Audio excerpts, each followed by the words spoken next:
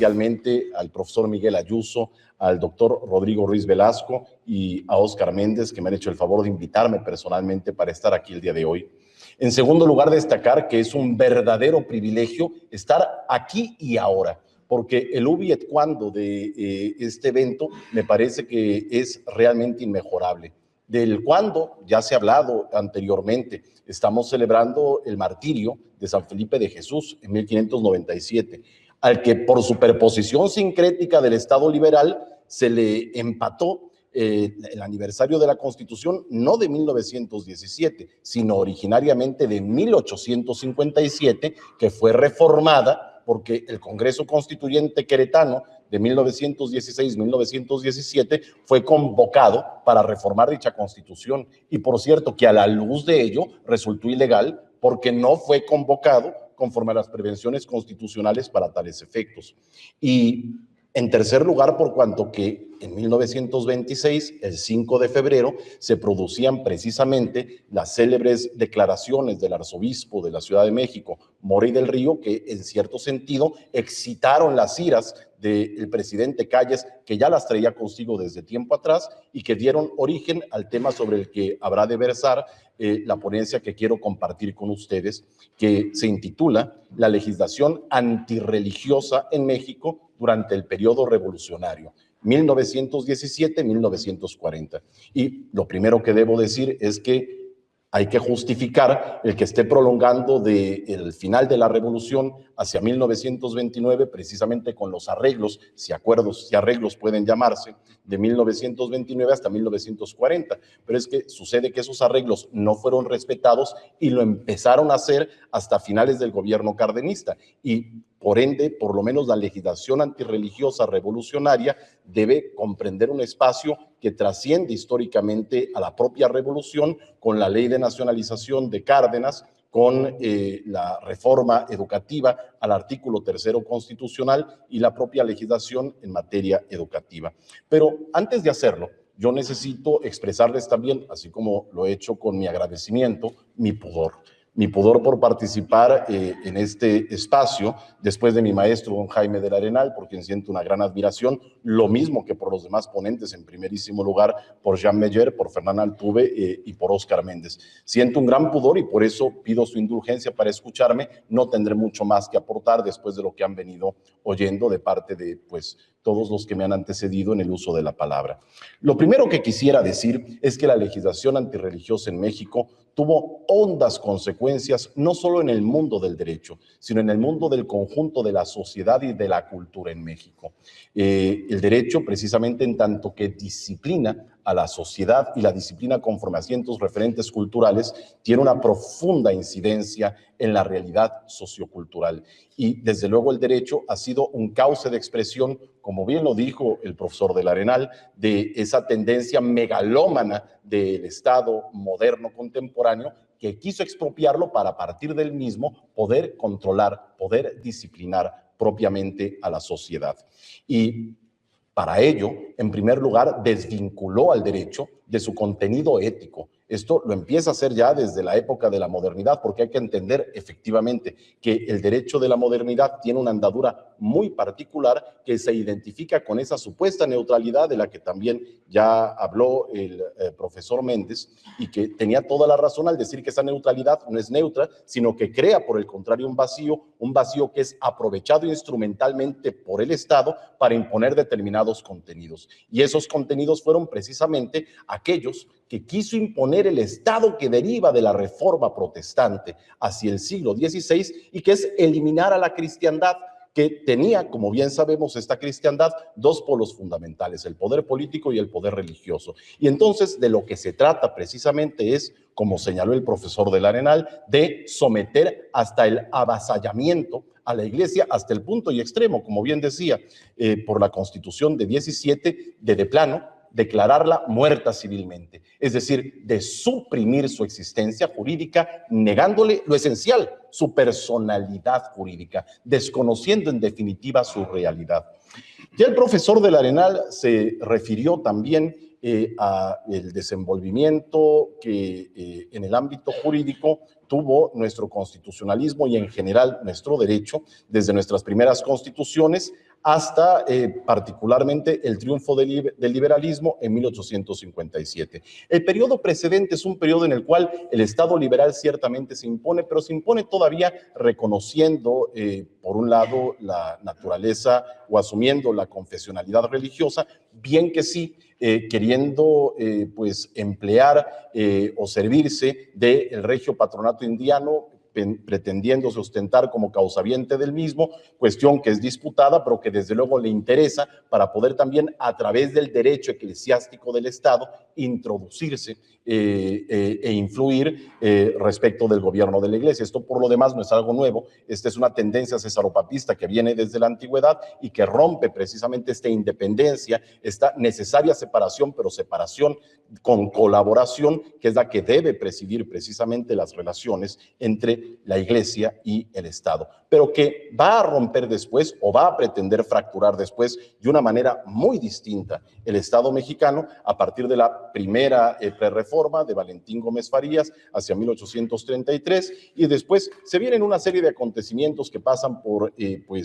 las leyes de reforma, la reacción conservadora, la guerra de los 3 años o la guerra de reforma, finalmente la constitucionalización de las leyes de reforma. Precisamente ¿por qué? Porque eran inconstitucionales, y claro, al ser inconstitucionales, por fortuna en México existía bajo la Constitución de 1857 un medio de defensa jurídico muy importante, que es el amparo, y los católicos se amparaban precisamente aduciendo la inconstitucionalidad de las leyes de reforma. De ahí la importancia de esa elevación a rango constitucional de las mismas. El profesor del Arenal ya se refirió también a la Constitución de 1917 y no me voy a detener en la valoración de la misma. Tan solo haré algunas apreciaciones muy generales para efectos de contextualizarla. En primer lugar, se trató, como lo dije anteriormente, de una serie de reformas a la Constitución de 57 que no fueron convocadas adecuadamente conforme a dicha Constitución. En segundo lugar, el decreto de convocatoria fue un decreto excluyente, por cuanto que únicamente permitía la participación en el Congreso queretano de 16-17 de quienes, de los carrancistas, excluyendo a todas las demás facciones revolucionarias. Es decir, que un grupo de 100,000 personas aproximadamente quiso ostentarse la representación nacional por 17 millones de personas a quienes claramente no representaban. De ahí que, como se citaba por parte de Jean Meyer al principio, y también recordaba el maestro del Arenal al hablar de cómo los cristeros fueron los grandes revolucionados que sufrieron el asedio de los revolucionarios, pues que 1917 fue el año del hambre, efectivamente, no el año de la Constitución. Una Constitución que no representaba a un pueblo que era, si no unánime, mayoritariamente católico en aquel entonces, hasta el punto de que, según los censos de la época, eran un pueblo 99% católico en aquel entonces. Es decir, una Constitución carente de legitimidad democrática. Si se puede aducir a la democracia como fuente de legitimidad, ciertamente no la tenía. Hay que decir también que la Constitución de 17 incurrió en otros vicios formales. Incluso algunos autores, como Vera Estañol, destacaba en su momento, y posteriormente lo hizo también más recientemente Jorge Carpizo, a pesar de ser un apólogo de la Constitución de 17, y Ignacio Burgoa en su momento, que pues ni siquiera había sido votado regularmente el proyecto de artículo 129 constitucional, que se convirtió en el artículo 130 constitucional, que era el que establecía los parámetros de la relación, si relación puede llamarse, entre la Iglesia y el Estado. A grandes pincelazos, lo que decía nuestra Constitución de 1917 en su texto original, al que evidentemente se opuso el episcopado en su momento, en 1917, y posteriormente, 9 años después, nuevamente el arzobispo Morey del Río, causando pues la espiral que habría de derivar después hacia 1926 en la suspensión del culto, y después en 27 al inicio de la Guerra Cristera. En primer lugar, el desconocimiento de la personalidad jurídica al que ya nos hemos referido. En segundo lugar, la incapacidad para impartir educación de ninguna índole, la prohibición de los votos religiosos, la imposibilidad de adquirir bienes de ninguna índole, la imposibilidad de que los miembros del Estado religioso pudiesen dirigir o administrar institución de beneficencia pública o privada alguna, el desconocimiento de los estudios que se realizaban al interior de las iglesias, la prohibición de los ministros para criticar las leyes. En fin, no sigo con ello porque no tiene caso. Venturosamente, el propio Carranza quizás se dio cuenta de hasta qué punto había sido extrema el resultado de los debates del Congreso Constituyente de 16-17, un Congreso que además hay que decirlo en su diario de los debates, cuando uno lo lee y revisa precisamente cómo fue que se plantearon las cuestiones que marcaron este marco jurídico, se da cuenta de la existencia no de un jacobinismo, sino de un anticlericalismo de lo más vulgar. Los epítetos que se emplean para referirse a los sacerdotes son bichos inmundos y falaces murciélagos. La confesión auricular se considera un acto de prostitución respecto de la mujer, y a los maridos que la consienten se les llama alcahuetes. Es decir, que el anticlericalismo era de esta ralea, y creo que no hace falta decir mucho más al respecto. Tan solo que el propio Venustiano Carranza se dio cuenta, como si se hubiese asustado del extremo hasta el cual se había llegado en esta materia religiosa, y por eso apenas un año después de aprobada la Constitución de 17, presentó una iniciativa de reformas en materia religiosa. Y me parece muy sintomática la declaración que hace en la exposición de motivos el propio Carranza, que aunque anticlerical no estaba loco, porque producto de la locura parecieran los artículos antirreligiosos de la Constitución de 17. Decía Carranza, el propio Carranza, en su exposición de motivos de esta iniciativa de reforma: las leyes impracticables, claro que era una ley impracticable, allanando el camino de la injuria, orillan al pueblo a la violación y al menosprecio de los mandatos escritos. Exactamente lo que sucedió. Eran leyes inaplicables que no podían ser cumplidas. Por contrarrestar el fanatismo, no sería lícito acudir al menoscabo de las garantías constitucionales, aparte de que los riesgos de la libertad no se conjuran con declaraciones hipotéticas. En definitiva, la Constitución de 17, tal cual fue, por cierta mínima prudencia política de quienes gobernaron bajo la misma hasta el advenimiento al poder del mando sonorense, no fue aplicada. Digamos que se siguió una política semejante a la que propició el general Porfirio Díaz, dando lugar a la así denominada Pax Porfiriana, por virtud de la cual, manteniendo una legislación antirreligiosa, esa legislación antirreligiosa no se aplicaba, que fue lo que sucedió después a partir de los arreglos de 1929, que causaron esta terrible subcultura de la ilegalidad que a la postre ha definido en parte la idiosincrasia del mexicano, que desde una cierta cultura jurídica, fíjense qué paradójico, una cultura jurídica de la ilegalidad, se rehusaba a respetar leyes que lo serían en un sentido formal potestatario, pero que en un sentido material resultaban repugnantes a un concepto de ley que se adecuase a una noción mínima de justicia. Bueno,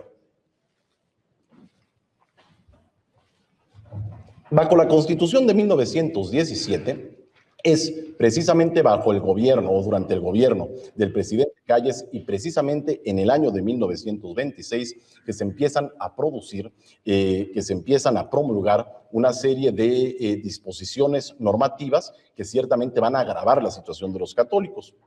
Las dos más importantes son, como bien sabemos, la ley reglamentaria del artículo 130 constitucional, por un lado, y por el otro lado, la denominada Ley Penal Calles. La primera, por lo menos, pasó por el Congreso, por cuanto que la segunda, una reforma al Código Penal, fue expedida en ejercicio de facultades extraordinarias, desde luego desbordadas por el propio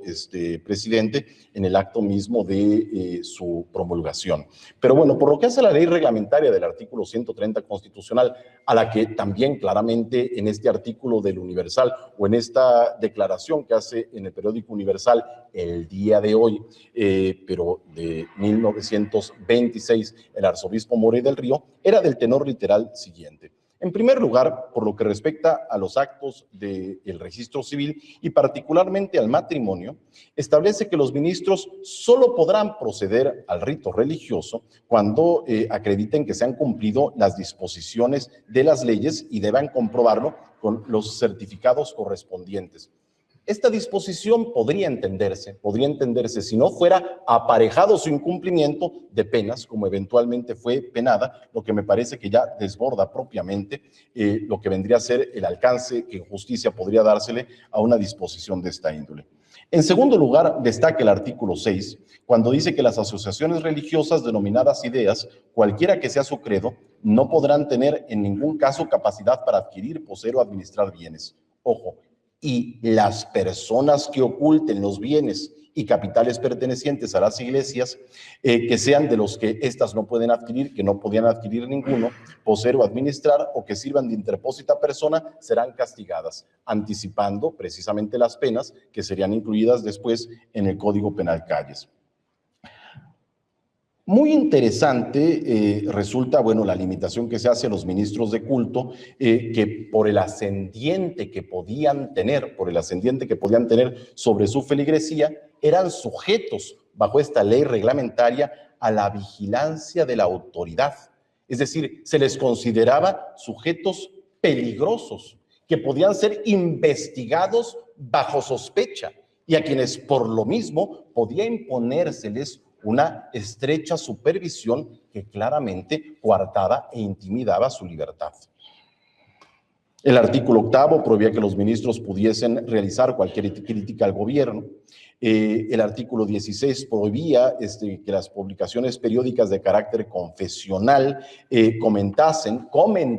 no criticasen, siquiera comentasen asuntos propios de la vida pública. Y bueno, llama la atención particularmente, quisiera leerlo por aquí, que en alguna parte lo tengo.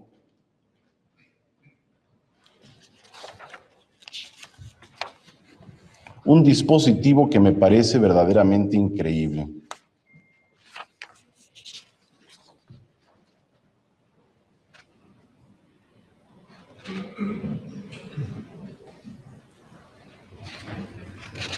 Bien, aquí está. Se encuentra más bien en la Ley Penal Calles. Es un precepto notable, es el artículo 6 de este conjunto de reformas al Código Penal que promulga el presidente Calles, y dice respecto de la libertad, que es uno de los principios del liberalismo,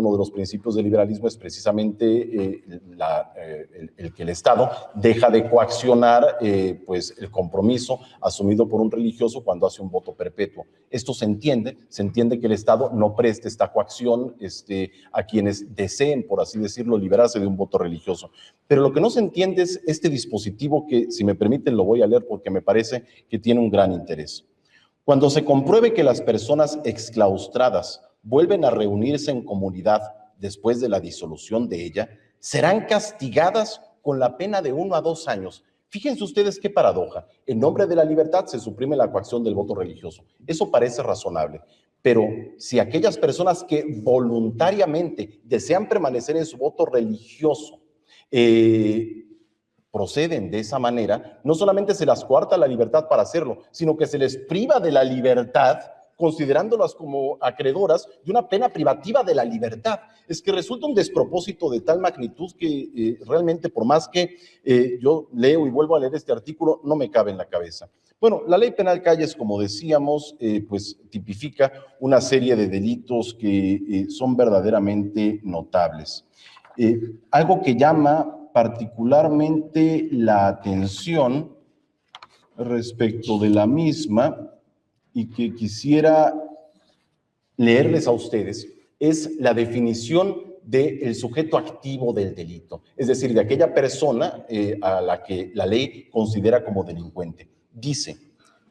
va dirigida precisamente a los ministros de culto, pero fíjense ustedes la definición que da de ministro de culto. Se reputa que una persona ejerce el ministerio de un culto cuando ejecuta actos religiosos o ministra sacramentos propios del culto a que pertenece. Hasta ahí vamos bien, pero luego continúa. O públicamente pronuncia prédicas doctrinales o en la misma forma hace labor de proselitismo religioso. O sea que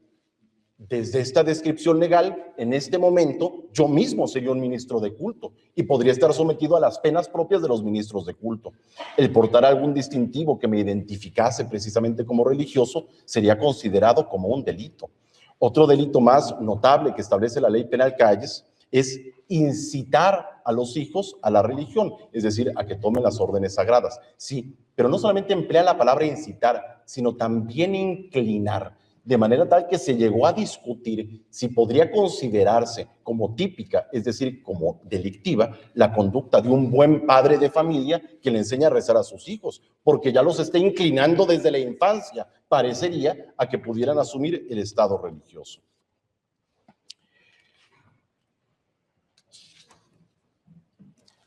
Ni más hay que decir tampoco contra otra serie de delitos establecidos en materia de libertad de expresión por lo que hace a las publicaciones religiosas, en donde se extiende, por ejemplo, la responsabilidad penal no solamente para quien escriben o para el director de el medio, sino incluso para el oficinista o jefe de redacción que se encarga de trabajar con las prensas. Es algo verdaderamente increíble cómo se rompen todos los principios clásicos del derecho penal. Se trata de una ley penal en blanco, se trata de una ley penal en blanco por lo abierto, que son los crímenes que la misma tipifica. Se trata de una ley penal pues dada en ejercicio de facultades extraordinarias que no comprendían las de legislar en esta materia. Y bueno, también por supuesto con el propósito de que pues las mismas autoridades que podían eventualmente ante los despropósitos que suponía esta legislación, pues intentar suavizar su aplicación, también se iba contra las propias autoridades, estableciendo que cualquier autoridad que tolerase la violación de cualquiera de los artículos de estas leyes, refiriéndose no solamente al Código Penal, sino a la ley reglamentaria del artículo 130 constitucional, sería castigada. Y ojo, tanta importancia le concedía el presidente Calles, el gobierno, a la observancia estricta de estos preceptos marcadamente, ya no digamos antirreligiosos, sino persecutorios, que establecía acción pública para que cualquier ciudadano pudiese denunciar las faltas de los funcionarios públicos que se negasen o que pretendiesen suavizar la aplicación de estas leyes. Como decíamos, después de los arreglos de 29, esta es la legislación que detona, como sabemos, la suspensión de culto y la rebelión cristera. Después vienen los arreglos de 1929, a los que pues se hará posterior referencia en otra conferencia, pero incluso después de los arreglos, como bien sabemos, vendrá la ley de nacionalización de bienes del general Cárdenas en el año de 1935. Prácticamente la emite casi a unas pocas semanas de haber asumido el gobierno del país, pero mucho más grave aún es pues la cuestión religiosa, porque precisamente a través de la misma lo que se busca es progresar en un plan gubernamental de lo que llamaba el presidente Calles, la acción política de desfanatización del fanático pueblo de México.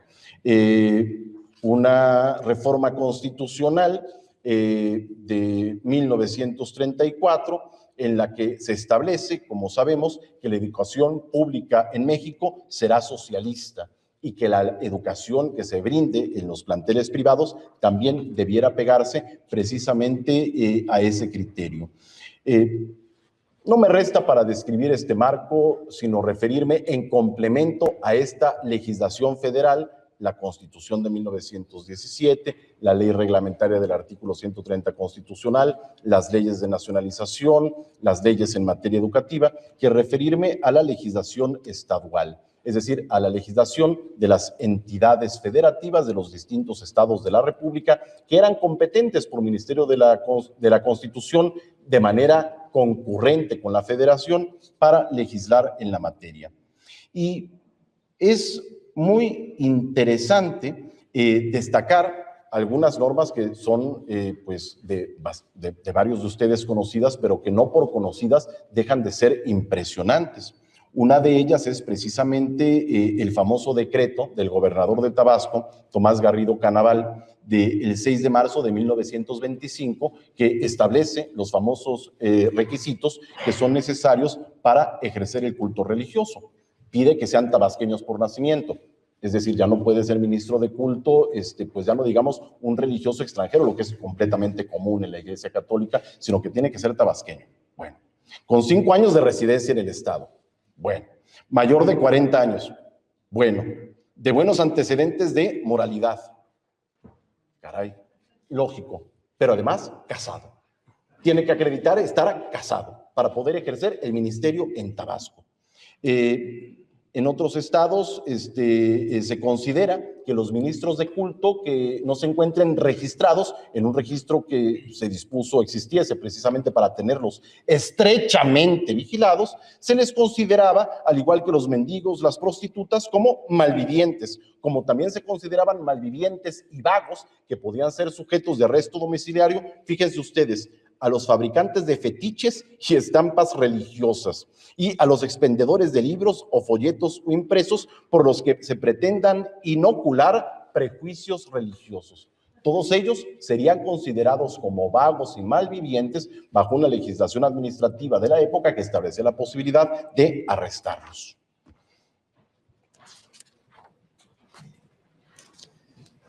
Bien, no me resta sino decir que más allá de que finalmente, como bien sabemos, después de que estas disposiciones dejaron de ser muchas de ellas aplicadas como parte de los arreglos de 1929 y que después, hacia el año de 1992, afortunadamente, y como todos sabemos, se produjo la reforma constitucional, que es una reforma que de alguna manera normalizó las relaciones entre la Iglesia y el Estado en México, pues que el daño que se hizo a la sociedad mexicana es un daño muy grande y ha dejado huellas muy profundas en la sociedad mexicana y en la cultura. Y no me refiero solamente a los fieles católicos, me refiero a la sociedad mexicana en general, que pues vio cómo existía un régimen de legislación injusta que no era aplicada, que era tolerada y consentida, que era aplicada selectivamente por motivos políticos y donde se producía una simulación entre las autoridades civiles y también hay que decirlo, la Iglesia, lo que a la postre resulta en un fenómeno profundamente deseducativo que le ha causado un gran daño, y yo creo que ese daño sigue presente en la sociedad mexicana, que se duele, y se duele con razón el día de hoy, de un gobierno que ha sido y es autoritario, de un derecho que ha sido y es, por lo menos en algunos casos, injustos, y de una jerarquía y de una feligresía que a veces no ha estado a la altura de las circunstancias. Con esto yo termino mi exposición y quedo al pendiente si hubiera después alguna pregunta o alguna reflexión que quisiera hacerse como parte del coloquio. Muchas gracias.